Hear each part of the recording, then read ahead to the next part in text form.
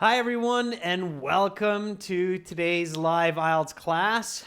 My name is Adrian and I'm streaming to you live from beautiful Budapest, Hungary.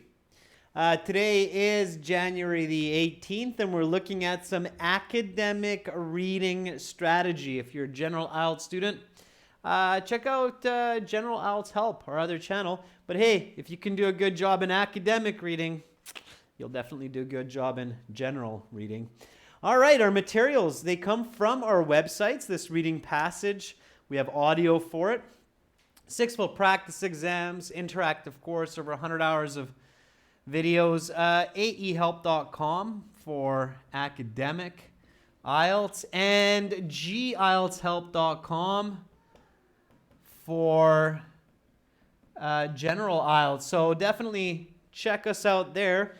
Join the premium course. It's a very good deal, much cheaper than another full IELTS exam. All right, students, to get our app, you can look for our logo, which is this here, and search for Academic IELTS Help, iTunes or Google Play. You can also get our books from Amazon. If you have questions about IELTS, send me an email, adrian@aehelp.com. I'm happy to help. Hi, Sahil. Good to see members in the class. Hi, Leanne. Hi, Ahmed. Hi, Hafsa. Good to see many people joining in. Hi, Pachu. I'm doing very well. Thank you for asking. All right, today we are doing a reading example. Tomorrow, we have a members chat class coming up. It's a flowchart type question for academic IELTS task 1. So tune in there. And today, let's get going with this reading. So here we go. Reading passage 2. All right, reading passage 2. This one starts with list of headings. I still haven't figured out which one students hate more, true, false, not given, or list of headings. I'm sure it's one of those two. Those are the ones that I get the most questions about. List of headings, true, false, not given. And if I had to choose a third, it would be multiple choice. No surprise. Hi, Kesey. Good to see you in class. All right, so we'll talk list of headings today. And just see here. It's closed. All right. We'll see list of headings today and then some other questions as well. Here we go. Reading passage. Seismic shifts, silent drifts. So we'll be looking at that. Oh, Skype is turned off. I don't know why. Somebody's trying to contact me. Hopefully they'll stop. All right. And then let's check out the other questions. Oh, hey, there's favorite number 2. True, false, not given. So we'll do that as well today. And then we have some sentence completion. So matching the correct endings. All right. So let's go back. We should not look at this question before we read. There's too much confusing information. We talked about that. True, false, not given. Do not read it before the passage because false and not given sentences will only confuse you. Okay? For the completing the sentence endings, only read these 3 because these will all be somewhere in the passage. This part here, the choices, there's 6 of them. 3 are not in the passage, so 3 of them will be confusing. Okay, so 3 of them will only confuse you, so don't read the choices there. But it's okay to read this. Plate tectonics result in mountains, volcanoes. Volcanoes result from the difference in. A tsunami can result from a slip. So we can assume that we're reading something about volcanoes and plate tectonics. Let's look at the title. Before we read the list of headings, let's look at the title. Seismic shifts, silent drifts. So when you read this title, what do you think this reading passage is about? Let's do a little bit of prediction. Okay? What do you think this reading passage will be about? So based on this title, seismic shifts, silent drifts, what do you think it will be about? Sahil, do you think it will be about earthquakes? Probably some information. Disasters? Maybe. Ayujin. So read the title. That should always be your first step. Okay.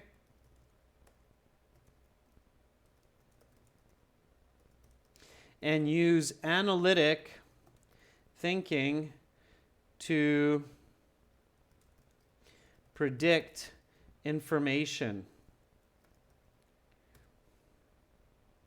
So here the title is seismic shifts, silent drifts.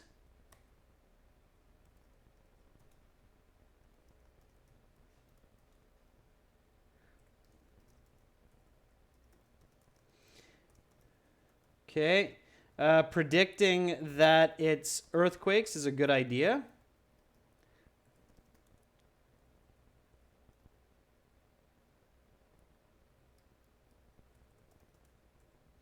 Okay, that was a good guess by somebody. Sami Chowdhury says, probably tectonic plates moving. Yeah, what is that? What's the science of tectonic plates moving? That's a very good thought, Sami.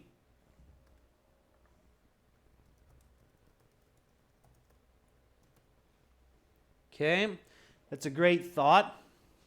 Landslides, geology, Mohammed, is a good idea. Kisi, very good. Continental drift theory. What are the continents? Just for fun. So drift means to move and slide. Continents, of course, North America. Geography is a good idea as well. Sure. What are the continents? North America, South America, Asia, Europe, Antarctica, Australia, right? And which one did I miss? South America? Did I miss that one? Okay. All right. So, sure. Why? So, why do continents move? Okay. Why do they move? What's the answer? So, you should think about the why. Okay. Juan Esteban. Good. Yeah. Pablo. Good. Climate change as well. Sevgi says there are fault lines. Yeah.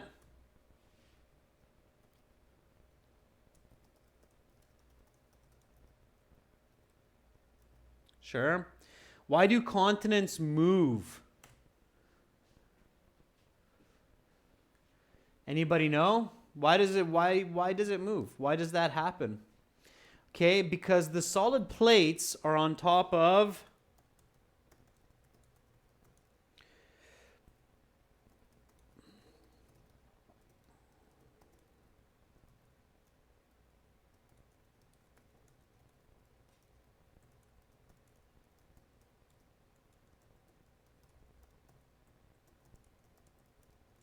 right?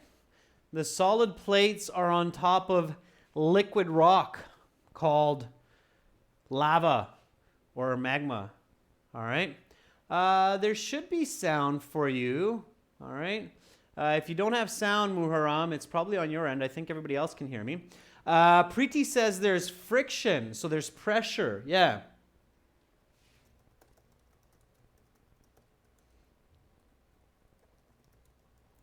Absolutely. Okay, so that's great. So you thought about these. Now, let's look at the actual passage here. The first set of questions here is list of headings. Now, list of headings questions, there are some that are not in the passage, but there's something very interesting about list of headings. List of headings is the only question that you get before the passage. That's because the IELTS examiners want you to read the list of headings question before the passage and answer as you read the passage. It's a unique question in this way, okay? So let's talk list of headings strategy for reading, okay?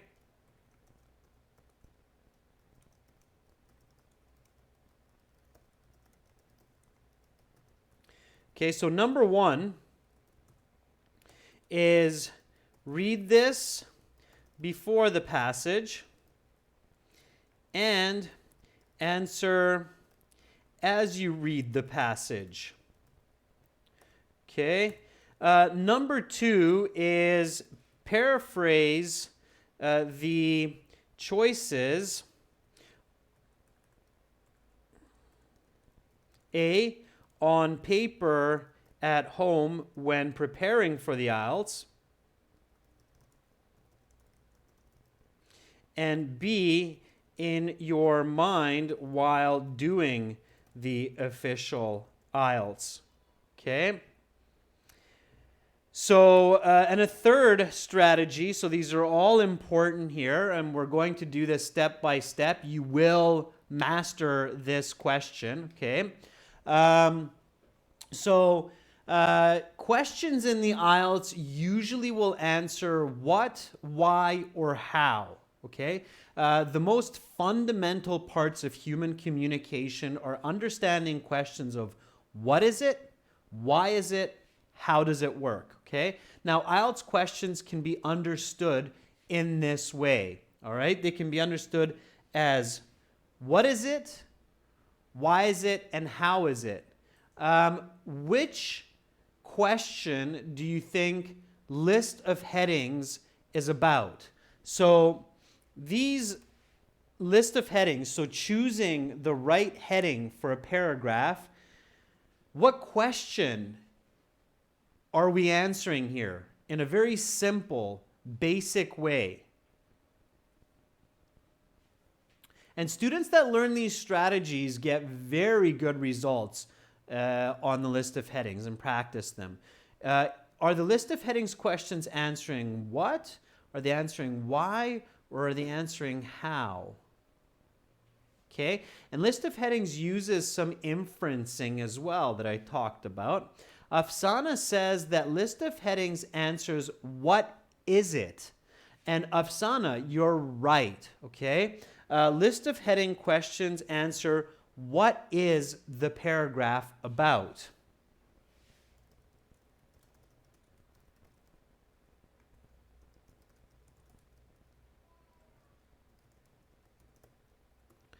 Okay, usually this is the topic sentence, okay? In body paragraphs,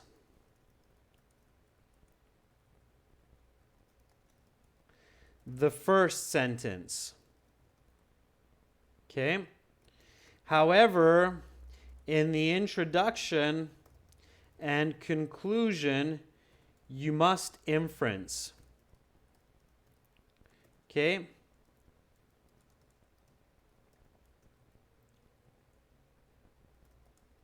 You have to make an analytic choice, and I'll show you how that works, okay?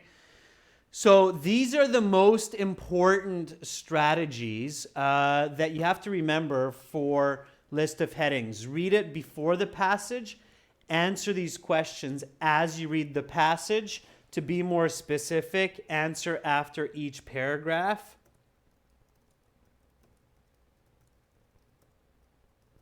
Okay.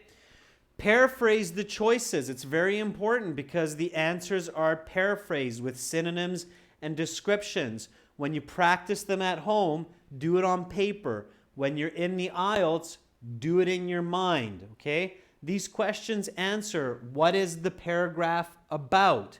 It's usually the topic sentence, the first sentence, especially for body paragraphs in the passage. For the conclusion, for the introduction, you have to do inferencing. It means you have to understand the whole paragraph and figure out based on that information. Okay, so let's do the paraphrasing the choices first. Okay, let's do a few of these together.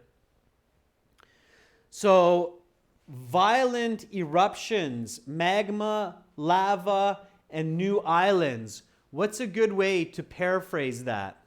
Okay, Sahil, let's work on getting you that band 7 instead of the 6.5. Okay, so how can I paraphrase violent eruptions, magma, lava, and new islands? What is that describing? What is that describing? You should be able to figure this out. We talked about it. Strong eruptions, Mario Espitia. It's a little bit too simple. Abdelghani says consequences. Yeah, that's not bad. Disasters is a fairly good paraphrase. ENG Mahmoud. Very good. It's a volcano, right? Volcanoes.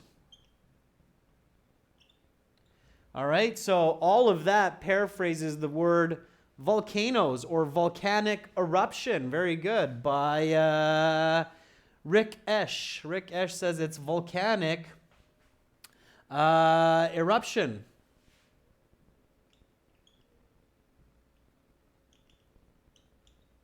Okay, absolutely. Okay, hotspots, sure. Okay, the destruction of Pompeii. The destruction of Pompeii. What's another way to say that? Maybe something like demolishing a city. Okay, Pompeii was a city in what is now Italy. All right. Good. Neil Moradia. Neil, good. You came up with the word demolish, as I did. Pompeii, the capital P gives you a hint that it's going to be a city or a country or something. Okay? All right. Two continents become many. What's another way to say two continents become many? It's a city name, Pompeii. It's a very famous ancient city that was buried in ash. Mario Espitia says division of lands. Yeah, I like it. Sure. Separating, splitting. Those are all some very nice words. Sahil and Susan. Okay. So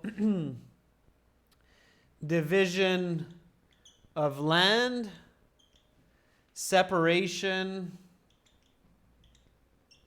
of continents or land masses.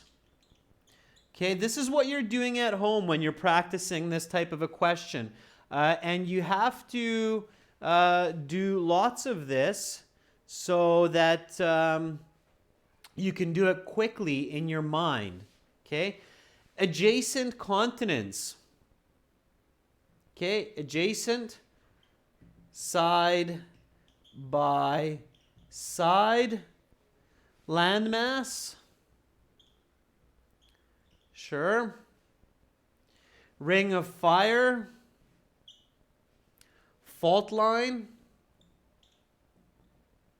Okay, if you don't know that, that's fine. It's a name. You don't have to. The invisible threat. Let's go to that one. All right. You should be able to paraphrase this one here. The invisible threat. What's another way to paraphrase the invisible threat? Another way to say threat. Danger. That's right. Rina Teamsko says danger. Well, Susan, you're here now, so don't worry about it. Focus now. Okay. Unseen threat or hidden danger. That's a beautiful paraphrase. Good for those of you who came up with that. Hidden danger. Yeah. Hidden danger is a very good way to paraphrase invisible threat. Gondwana comes together. What is the phrasal verb comes together? What's the verb for comes together?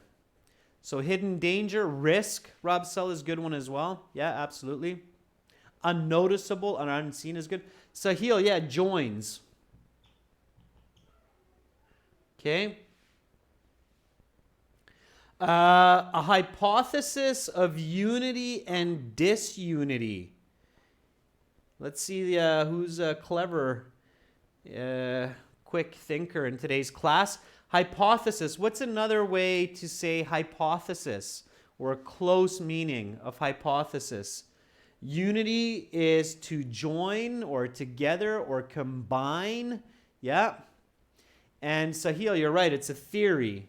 So theory of one and many. Okay. So theory of one and many. That would be a good way. A mechanism. Mechanism could be a hypothesis or a theory.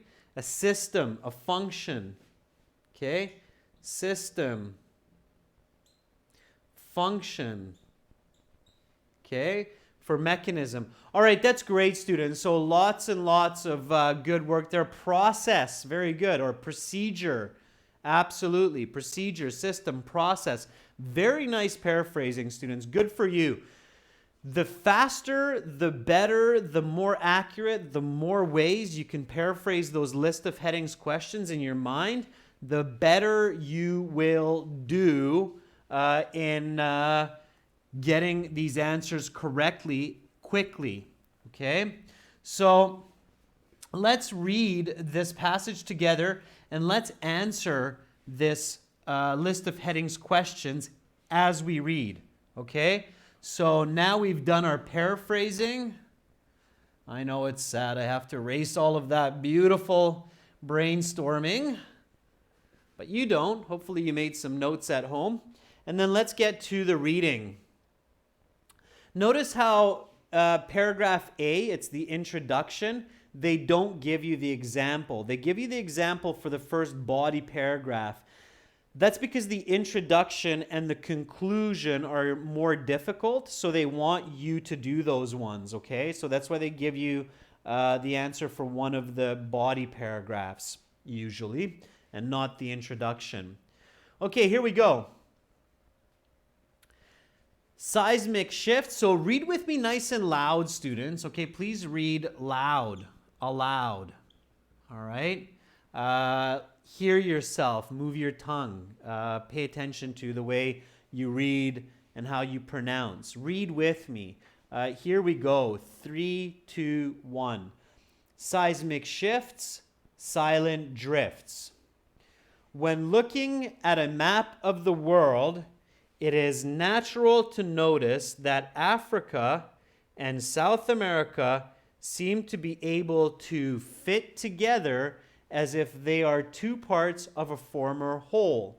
It was this insight which led Flemish cartographer Abraham Ortelius in 1596 to put forward for the first time the idea that at one period the continents were in different places than they are today.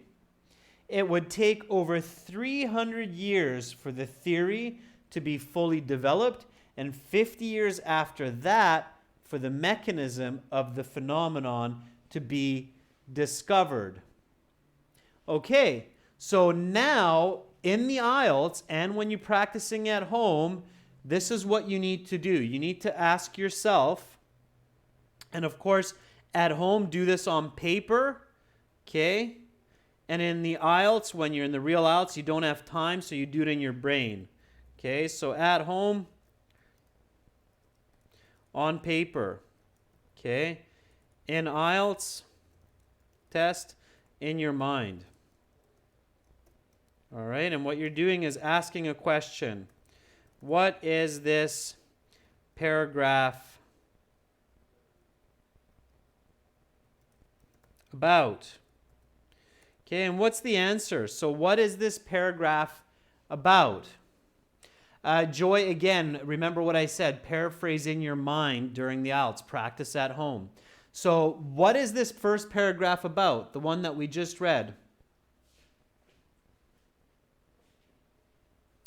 what is this paragraph about? Well, what did we read? We read about a man named Ortelius who came up with a theory, right? A man who had a theory of continental drift 350 years ago, or when? Oh, in 1596, in the 16th century.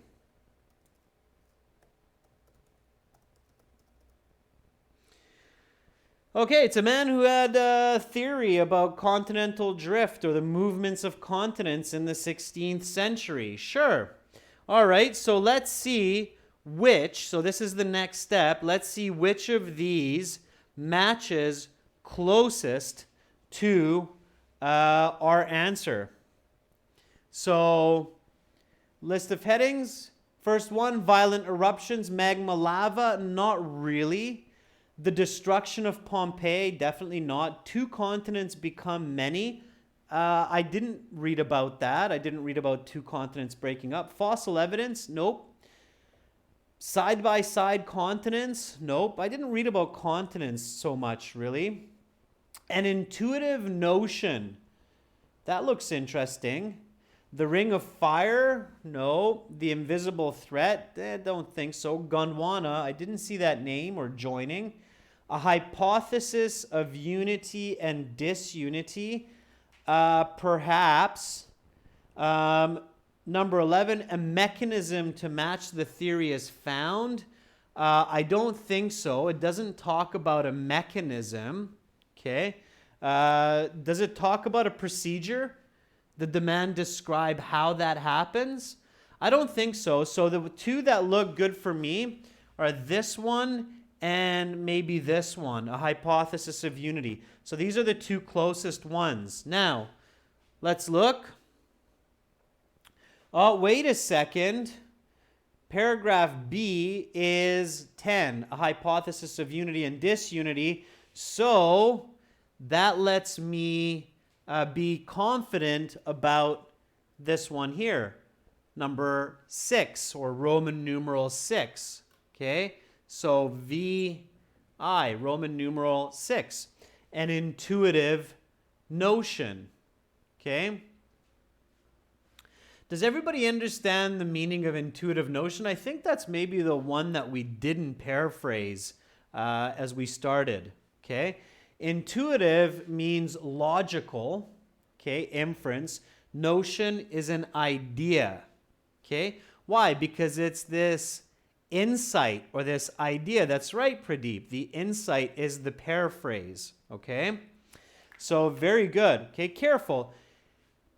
If I'm not sure, so let's say that I'm a little bit confused here, and some of you students are going, yeah, Adrian, sure, you know, you're a teacher, your English is good, you can figure that out. But for me, that's trouble. I would be in trouble on that question. Don't panic. Don't freak out, okay? So now you say, okay, it might be X, but it's not because that's given in the example. So the other one that I'm thinking is this one and this one, a mechanism. Okay, so what you can do is you can say, well, maybe it's this one or maybe it's this one. Okay, don't decide. Just pick both. And then when you're finished, the other choices and paragraphs, you might realize that this one is much better for a different paragraph, and then you'll realize that, okay, by deduction, it has to be this one, okay? So there are more ways, okay? Intuitive, Rick Esh, is just what Afsana is saying. It's insight or logical. It's an inference. Sensible is another way, okay? Let me show you that just so you're absolutely clear one more time before we move on, okay? I don't want you to be confused. So it is natural to notice that Africa and South America seem to be able to fit together as if they are two parts of a former whole. It was this insight which led Flemish cartographer to put forward the first time the idea that at one period the continents were in different places. The idea is the notion the insight is the intuitive idea or intuitive notion, because he noticed that these continents fit together. Now, again, students, remember the conclusion and the introduction are the most difficult for list of headings, because you have to understand the whole paragraph usually to infer the answer. Okay? So I hope that makes sense. All right? Okay, here we go, students. Let's go with the next paragraph. Read with me, nice and loud. It was not until 1915 that German geologist Alfred Wegener proposed the continental drift theory, which states that the Earth's crust is made up of many sections that float slowly over the molten mantle and core of the Earth. Wegener argued that in the past, the continents were all stuck together. He called this supercontinent Pangaea, which is Greek for all Earth. Wegener hypothesized that approximately 200 million years ago, this supercontinent began to break up and the pieces began to move away from each other. Okay? So what is this paragraph about? It is about unity, disunity, continental drift, right? It's an idea by the German geologist Alfred Wegener that there's continental drift, which says that the Earth is made up of many sections that move around. Okay? That's what it's about. And if we go back to the beginning, this one is given for us. Okay? Paragraph is X, a hypothesis of unity and disunity. Okay? So that one's given. It's X. Good. We move on. Don't just ignore the given answer. Do recognize it and pay attention to it as you move past that. Okay? Let's go for paragraph C. Everybody's good so far?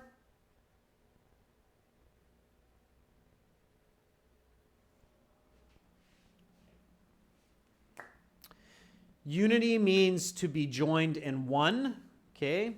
Group, one group. Disunity means to be separated. Okay? All right. Everybody's good. Let's go for C. So again, read with me, nice and loud. Initially, Pangaea divided into two parts named Laurasia and Gondwana. Laurasia consisted of what is today North America, Asia, and Europe, while Gondwana comprised modern-day South America, Africa, and Australia. These supercontinents eventually split apart further, resulting in today's continental configuration. It is interesting to note that today's continental alignment is just that. Millions of years in the future, the Earth's continents will appear very different. Given enough time, it is possible that the Earth's land masses will return to a Pangaea-like unified state. Okay, cool. What is this paragraph about? That's my question now, right? So what is this paragraph about?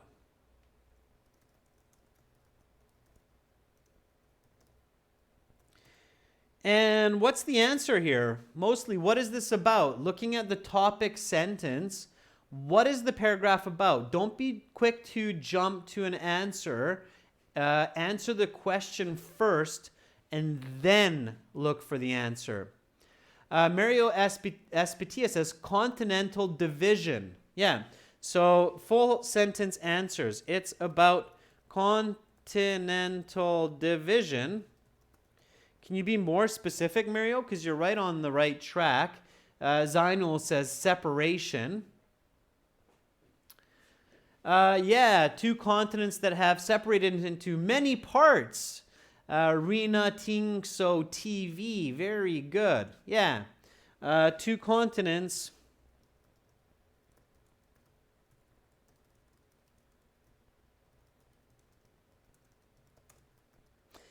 that have separated into many parts. Sure, that I think is a good answer. It's solid.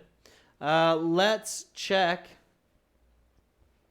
to see if any match. Violent eruptions, magma, lava, volcanoes, no. Destruction of Pompeii, not really. Two continents become many. Hey, look at that. That's pretty good. Make sure none of these other are better answers, but I think that's a good one. So let's stick with it.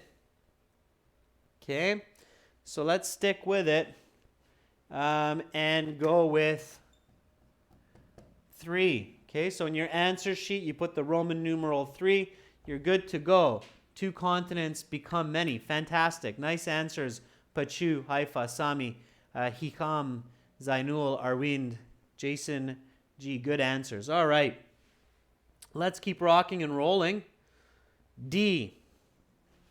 Again, read with me. The evidence for continental drift is plentiful. The most common evidence is the discovery of the same type of dinosaurs in extremely different locations. The same type of dinosaur fossil will be found in northeastern parts of South America as well as northwestern parts of Africa. The logical explanation for the phenomenon such as this is that at one time, these parts of the world were not only connected, but adjacent. What is paragraph D about?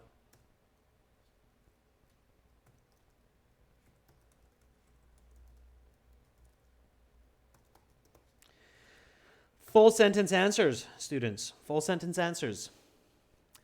Mario Espitia says, location of fossils. That's pretty good. Pradeep says, it's about fossil evidence, historical evidence. I agree.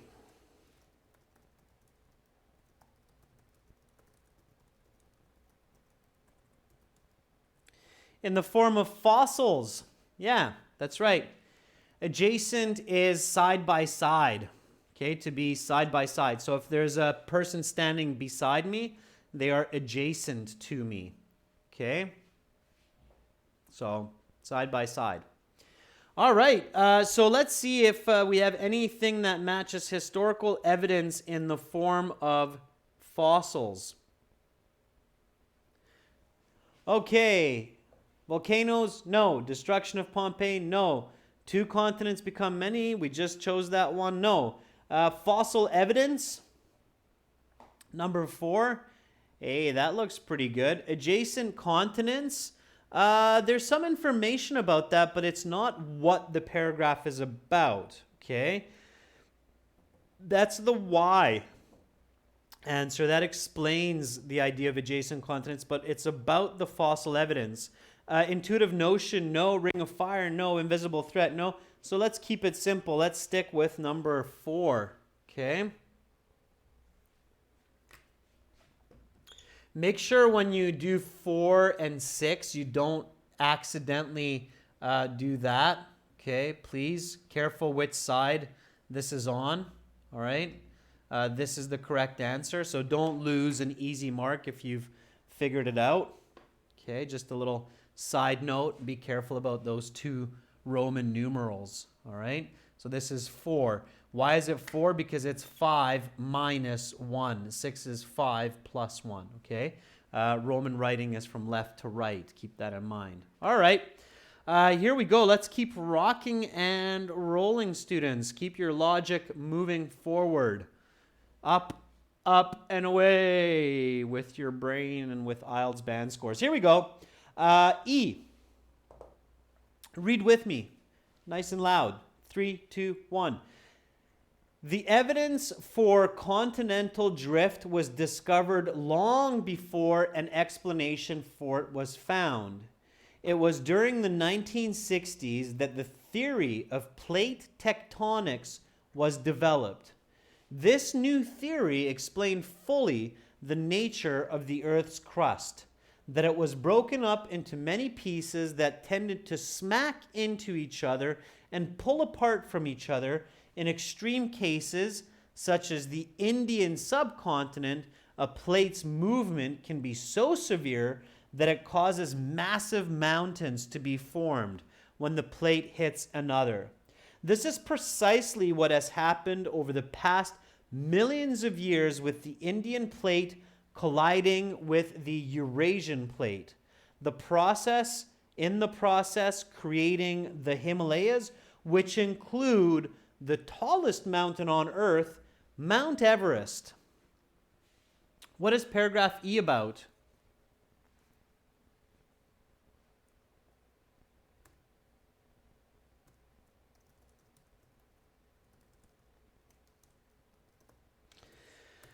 Anybody? What's the answer for that one? The Earth's transforming, creation of a new island, formation of Mount Everest. That's an example, Rick Esch. So the end of the paragraph is an example. All right. All right. Creation of mountains. It's not about the creation of mountains. Description, theory of plate tectonics. That's right.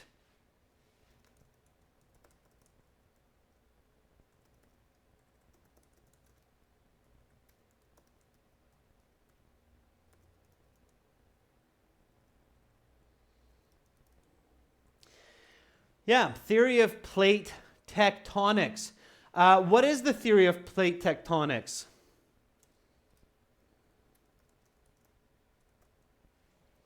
What does the theory of plate tectonics say? What is it? It's the plates moving. What is that?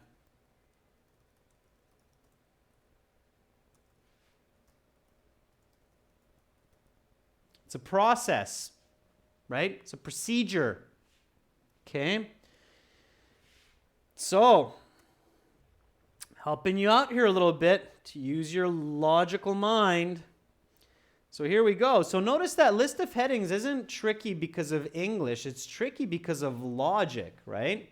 So violent eruptions, lava, islands, no. Destruction of Pompeii, no. Two continents become many, nope, doesn't talk about that. Fossil evidence, that was the last paragraph, no. Adjacent continents, an intuitive notion, we already talked about that. The ring of fire, nope. Invisible threat, do we read about danger here? Earthquakes, volcanoes, not really. Gondwana comes together, I don't think so. Hypothesis of unity, disunity, that's already the example for paragraph B, so absolutely not. A mechanism to match the theory is found. So a procedure or a process to match the theory of continental drift.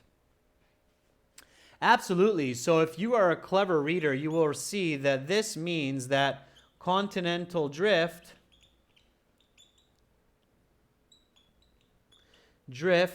is because of plate tectonics.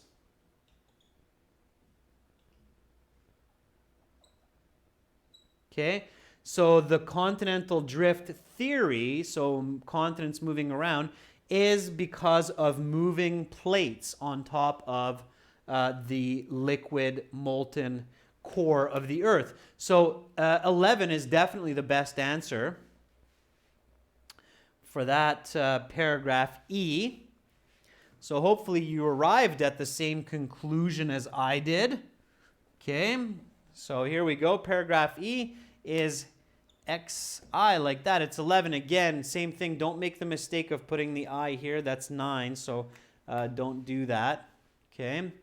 All right, here we go. Let's keep rocking and rolling here with our logical, analytical thinking. Of course, paraphrasing here helps because the students at the beginning of the class that said process procedure, you should click. Kishore, yes, you do have enough time to read the paragraph, even if you're not a fast reader. You don't have time to try to skim or scan for answers. Skimming and scanning takes way too much time, okay? especially for this kind of answer. Students who are skimming and scanning, by the way, for answers will have a lot of difficulty for this kind of passage. If a student is skimming and scanning when the passage has list of headings followed by true, false, not given, I promise that you will take way too long because it's very difficult. It's impossible to skim and scan for not given, false, and inference information. So from the 14 questions here, about 5 or 6 of the answers, there's no way you can get it with skimming and scanning. It's impossible. It's logically impossible. Okay? Keep that in mind. Okay? So you have to read the passage. When you practice this at home, you can do it very quickly during the IELTS. Okay? Here we go with paragraph F. Read with me. Plate tectonics are not only responsible for mountains and the movement of continents, they are also responsible for volcanoes. Volcanoes usually result from one of two plate configurations. They form in places where the plates are colliding or where the plates are pulling apart.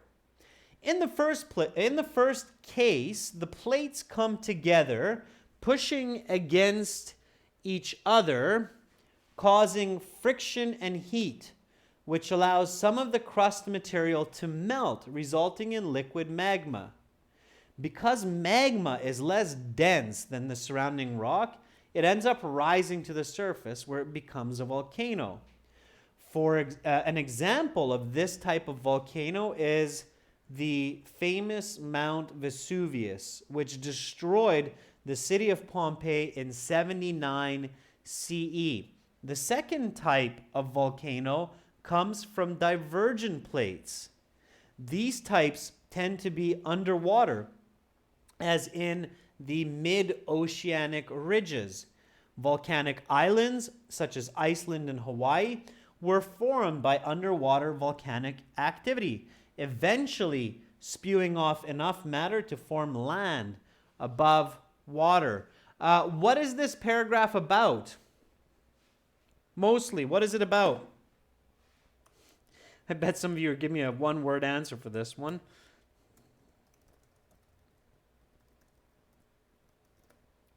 What is paragraph? And you won't be mistaken. So Pradeep Sapkota says it's about volcanoes. Kevin says it's about volcanoes. And I have to agree. Yeah, it's about volcanoes, mostly volcanoes, right? It's in the first sentence. Again, remember your topic sentence. Okay, it's about volcanoes. I don't know why. I just love that word, volcano. So here we go. If we look at this paragraph, look at how clear the topic sentence is. Plate tectonics are not only responsible for mountains and the movement of continents, they are also responsible for volcanoes. Bada boom. That's a very, very clear, well-written topic sentence, okay? So if you are, just let me get you back on screen here. If you are writing for task 2, this is the quality of a topic sentence that you should be going for band 9. Okay, it's very clear that this paragraph will be about volcanoes, indeed about volcanoes. So now, do we have the word volcanoes in our choices? No, we don't. But we remember from our paraphrasing that violent eruptions, magma, lava, and new islands, that's volcanoes, okay? So we know that it is I, and I'm sure a lot of you realize that. Very good, Rina Tingso and Mario and Maria Faye. Very good, okay? Absolutely. Good job, Linda. Yeah, it's I. It's absolutely I. Okay, so F is I. Okay, here we go. So Roman numeral 1 in your answer sheet. Okay, one last paragraph, 19, all right? I just had a quick question there. Why is it not number 2? Why is it not number 2, students? So somebody is asking, why is it not number 2? It's a very good question, and I want to answer that before we go to paragraph G. So Juan Esteban says, because it's just an example that's given. And Juan, you're right. This is called list of headings. Okay? List of headings questions means what heading do you give the paragraph? So what's the title of this paragraph? The title of the paragraph is what the paragraph is about, not the why, not the how. Examples, explanations are why and how. The topic is the what. The topic here is volcanoes. The examples are Hawaii, Iceland, Pompeii, Mount Vesuvius. Okay? Those are just examples. All right? So you cannot have an example as a heading. That's why number 2 is wrong. Is that clear for everyone? You're answering the what question, not the why and the how question. Okay? All right, I hope that's very clear, because that's often where students will lose their marks, is they get lost in details. Okay? All right. So let's go to the last question, or last paragraph. Here we go. All right. Volcanoes are not hidden threat. They're very obvious for the most part. Okay? Underwater volcanoes generally don't pose a threat for people at Spandana, and the paragraph did not say danger. Okay? Above ground volcanoes, those tend to pose danger for humans most of the time, but those are very visible. Okay? Let's read this last paragraph. Of course, there is one final important result of plate tectonics: earthquakes. Earthquakes are perhaps the most terrifying of all natural disasters. They are practically invisible. They happen below the Earth's surface and have devastating results. Earthquakes happen along fault lines, places where two plates are colliding, diverging, or slipping past each other. In the case where the two plates are attempting to slip past each other, the most devastating earthquakes can occur.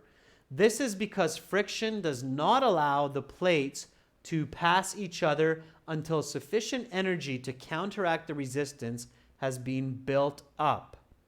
So the two plates rub against each other for centuries or millennia until one day they finally slip. This slip is what results in a sudden catastrophic earthquake. If this slip occurs in the ocean underneath the Earth's surface, it can cause a massive tidal wave known as a tsunami. If this slip occurs directly beneath a major city, massive destruction will result.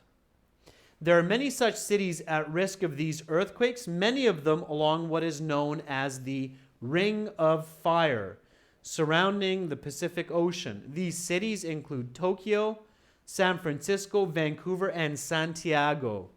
Understanding plate tectonics reveals that it is not a question of if these major cities will get hit by an earthquake. It is only a question of when. What is this paragraph about? And I see a whole bunch of invisible threats written into the comment stream. Yeah, absolutely. It's in the topic sentence here, so it's a little bit of an easier conclusion. Sometimes the conclusion can be more difficult. They are practically invisible, right? It's right there, invisible. So what is it about? It's about earthquakes.